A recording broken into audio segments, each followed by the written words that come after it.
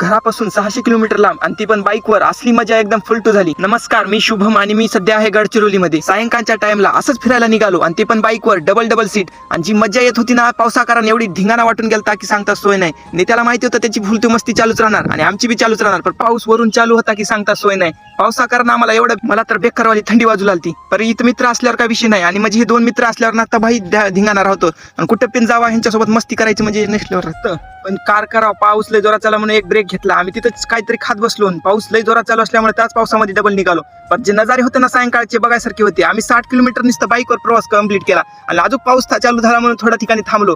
जे पाऊस चालू होता ना ते सांगता सोय नाही. मध्ये पण आम्हाला जागा थांबा नव्हती, एवढी गर्दी होती. आणि पावसाकारण सगळे लोक थांबले होते, त्याच्यामुळे बकळ वेळ तिथंच थांबलो. पाऊस उतरायचा वेळ बघितला पण थांबलाच नाही. मग नंतर असंच कंटिन्यू पाऊस राहिला आणि आम्ही डायरेक्ट रूमवर आलो. आणि जे नजारे होते रूमवरून बघायसारखे तुम्ही बघू शकता. नक्की व्हिडिओ आवडल्यास लाईक शेअर सबस्क्राईब करून टाका. तेवढं करून टाका की तेवढं इंस्टाग्रामला पण फॉलो करा, तिथं पण व्हिडिओ